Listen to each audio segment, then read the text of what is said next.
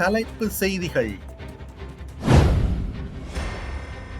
இலங்கையில் சமாதான நடைப்பயணத்தில் ஆலோகா. சீரற்ற காலநிலை, நுவரெலியாவில் 93 குடும்பங்கள் பாதிப்பு. இலங்கையில் மீண்டும் தலை தூக்கும் தட்டம்மை. சட்டவிரோத கட்டடத்தால் குடத்தனையில் பரபரப்பு.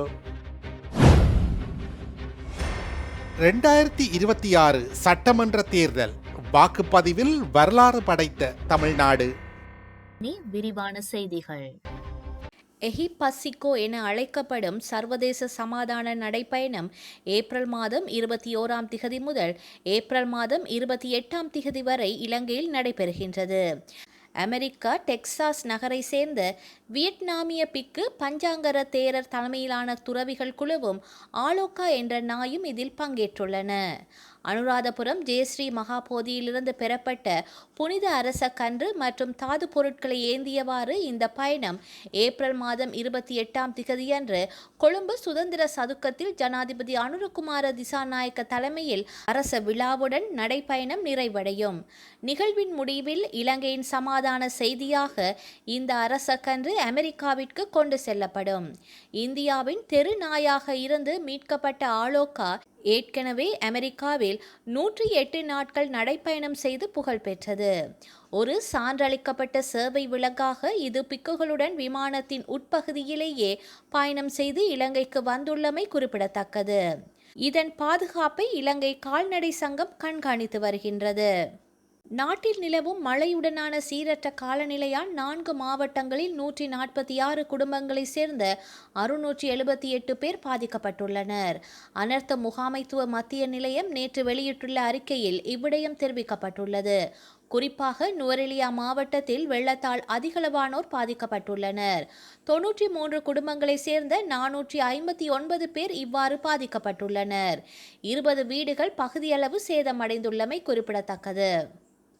இலங்கையிலிருந்து முற்றாக ஒழிக்கப்பட்டிருந்த தட்டம்மை நோய் மீண்டும் பரவ ஆரம்பித்துள்ளதாக சுகாதாரத்துறையினர் எச்சரிக்கை விடுத்துள்ளனர். கொழும்பு மாவட்டத்தில் இந்த நோய் பாதிப்புக்குள்ளான 2 சிறுவர்கள் அண்மையில் இனங்காணப்பட்டுள்ளதாக தெரிவிக்கப்படுகின்றது. இலங்கை தட்டம்மையை முற்றாக ஒழித்த நாடு என 2019 ஆண்டு உலக சுகாதார நிறுவனம் அறிவித்திருந்தது. எனினும் 2023 ஆண்டிற்கு பின்னர் நாட்டின் சில பகுதிகளில் மீண்டும் ஆங்காங்கே தட்டம்மை நோயாளர் பதிவாக தொடங்கினர்.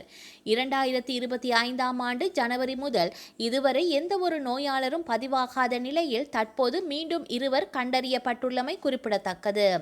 இது தொடர்பாக சுகாதார அமைச்சின் தொற்று நோயியல் பிரிவின் விசேட வைத்திய நிபுணர் அதுல லியனபத்திரன கருத்து தெரிவிக்கையில், பாதிக்கப்பட்ட ஒரு சிறுவனின் மாதிரிகள் இந்தியாவுக்கு அனுப்பப்பட்டு பரிசோதிக்கப்பட்டதில் அந்த வைரஸ் வெளிநாட்டிலிருந்து வந்திருப்பது உறுதி செய்யப்பட்டுள்ளது.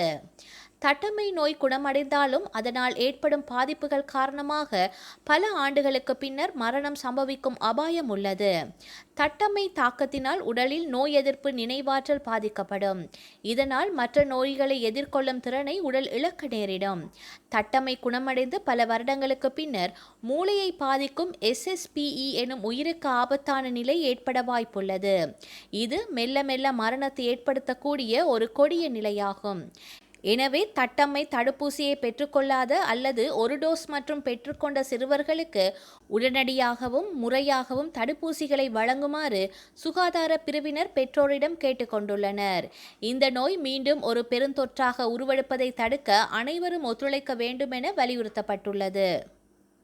யாழ் வடமராட்சி கிழக்கு குடத்தனை பகுதியில் சர்ச்சைக்குரிய காணியொன்றில் உரிய அனுமதியின்றி முன்னெடுக்கப்பட்ட கட்டிட நிர்மாண பணிகள் மற்றும் அதனைத் தொடர்ந்து ஏற்பட்ட மோதல் காரணமாக அப்பகுதியில் பெரும் பரபரப்பு ஏற்பட்டுள்ளது. குடத்தனை பகுதியில் அமைந்துள்ள குறித்த காணியானது தனக்கு சொந்தமானது என கூறி நபரொருவர் எவ்வித சட்டப்பூர்வ ஆவணங்களும் இன்றி அங்கு கட்டிடம் ஒன்றை அமைக்கும் பணிகளில் ஈடுபட்டுள்ளார். நீண்ட காலமாக சர்ச்சைக்குரியதாக கருதப்படும் இந்த காணியில் அத்துமீறி கட்டிடம் கட்டப்படுவதை அவதானித்த பொதுமக்கள் இது குறித்து உடனடியாக பருத்தித்துறை பிரதேச சபையின் கவனத்திற்கு கொண்டு சென்றனர். பொதுமக்களின் முறைப்பாட்டை தொடர்ந்து சம்பவ இடத்திற்கு வருகை தந்த பருத்தித்துறை பிரதேச சபை அதிகாரிகள் குறித்த கட்டிடம் முறையான அனுமதியின்றி செய்யப்படுவதை உறுதிப்படுத்தினர். இதனைத் தொடர்ந்து குறித்த நிர்மாண பணியை இடைநிறுத்துமாறு கோரி சட்டவிரோத கட்டிடம் என அடையாளப்படுத்தும் சிவப்பு எச்சரிக்கை கடிதத்தில் இவ்விடயத்தை ஒட்டினர். அதிகாரிகள் வெளியேறிய சிறிது நேரத்திலேயே காணி உரிமையாளர் என தன்னை அடையாளப்படுத்திக் கொண்ட நபர் பிரதேச சபையினால் ஒட்டப்பட்ட எச்சரிக்கை கடிதத்தை கிழித்து எறிந்துள்ளார். இதனை அவதானித்த அப்பகுதி இளைஞர்கள் அரசு அதிகாரிகளின் உத்தரவை மீறியது குறித்து அவரிடம் கேள்வி எழுப்பியுள்ளனர். இதனால் இரு தரப்பினருக்கும் இடையே கடும் வாக்குவாதம் ஏற்பட்டு அது மோதலாக மாறியது. அரசு சபையின் உத்தரவை மதிக்காமல் ஆவணங்களும் இன்றி அத்துமீறி செயற்படுவதை அனுமதிக்க முடியாது என அங்கிருந்த இளைஞர்கள் விசனம் தெரிவித்துள்ளனர். தற்போது குறித்த பகுதியில் பதற்றமான சூழல் நிலவுவதுடன் சட்டவிரோத நிர்மாணம் மற்றும் அரசு அறிவித்தலை சேதப்படுத்தியமை தொடர்பாக மேலதிக சட்ட நடவடிக்கைகளை மேற்கொள்ள பிரதேச சபை மற்றும் போலீசார் ஆலோசித்து வருவதாக தெரிய வருகிறது.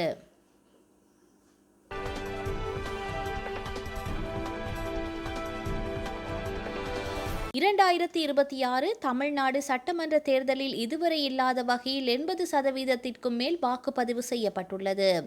2011ஆம் ஆண்டு தேர்தலில் அதிகபட்சமாக 78.2% வாக்குப்பதிவு செய்யப்பட்ட நிலையில் 2026ஆம் ஆண்டு தேர்தலில் மாலை 5 மணி வரை 82.24% வாக்குப்பதிவு செய்யப்பட்டு வரலாறு படைக்கப்பட்டுள்ளது. தமிழ்நாட்டில் 234 தொகுதிகளுக்கும் ஒரே கட்டமாக நேற்று காலை 7 மணி முதல் வாக்குப்பதிவு நடைபெற்றது.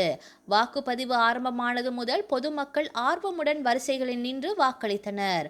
மாலை 6 மணிக்கு வாக்குப்பதிவு நிறைவு பெற்றது. தேர்தலில் போட்டியிடும் வேட்பாளர்கள், அரசியல் தலைவர்கள், கட்சி நிர்வாகிகள், திரை பிரபலங்கள் என பலரும் வரிசைகளில் நின்று தங்களது ஜனநாயக கடமையை நிறைவேற்றினர். தமிழகம் இதுவரை காணாத தேர்தலாக 2026ஆம் ஆண்டு தேர்தல் பரபரப்பை ஏற்படுத்தியுள்ளது.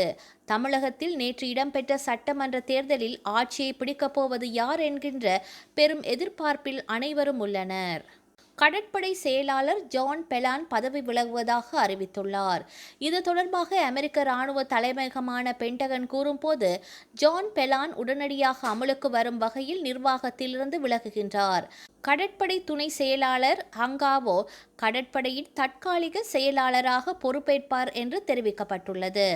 ஹார்முஸ் ஜலசந்தியில் அமெரிக்க கடற்படை முற்றுகை நடவடிக்கையை மேற்கொண்டு வரும் நிலையில் அதன் செயலாளர் பதவி விலகியுள்ளார் என்பது குறிப்பிடத்தக்கது. இதற்கிடையே ஜான் பெலான் போதுமான வேகத்தில் செயல்படவில்லை என்பதால் அவரை அதிபர் டிரம்ப் பதவி நீக்கம் செய்ததாக தகவல் வெளியாகியுள்ளது. இதற்கிடையே பாதுகாப்பு செயலாளர் பீட் எக்ஸெத் உடனான கருத்து வேறுபாடு காரணமாக பதவி நீக்கம் செய்யப்பட்டுள்ளதாக தகவல் வெளியாகியுள்ளது. அமெரிக்கா ஈரான் இடையே அறிவிக்கப்பட்ட 2 வார கால தற்காலிக போர் நிறுத்தம் நேற்று முடிவடைய இருந்தது. ஆனால் மத்தியஸ்தம் செய்து வரும் பாகிஸ்தானின் வேண்டுகோளை ஏற்று ஈரானுடனான போர் நிறுத்தத்தை நீடிப்பதாக அமெரிக்க அதிபர் டிரம்ப் அறிவித்துள்ளார். ஹார்முஸ் ஜலசந்தி விவகாரம் காரணமாக 2வது கட்ட பேச்சுவார்த்தையில் பங்கேற்க ஈரான் மறுத்து வரும் நிலையில் போர் நிறுத்த நீடிப்பை அமெரிக்கா அறிவித்துள்ளது. இந்த நிலையில் அமெரிக்க அதிபர் டிரம்ப் கூறியதாவது: ஈரானுடனான அமைதி பேச்சுவார்த்தைகளின் 2ஆம் சுற்று தொடர்பாக நாளைக்குள் நல்ல செய்தி வெளியாகக்கூடும். ஈரானுடனான பேச்சுவார்த்தைகளை மீண்டும் தொடங்குவதற்கு கால அவகாசம் எதுவும் இல்லை. எனது நிர்வாகம் அமெரிக்க மக்களுக்கு ஒரு நல்ல ஒப்பந்தத்தை பெறுவதில் கவனம் செலுத்துகிறது. ஹார்முஸ் ஜலசந்தியை அமெரிக்க கடற்படை முற்றுகையிட்டுள்ளது என்பது குண்டுவீச்சை விட ஈரானை அதிகமாக அச்சுறுத்துகின்றது. அவர்கள் பல ஆண்டுகளாக குண்டுவீச்சுக்கு உள்ளாகி வருகிறார்கள். ஆனால் இந்த முற்றுகையை அவர்கள் வெறுக்கிறார்கள் என டிரம்ப் தெரிவித்துள்ளார். வரலாற்றில் இன்று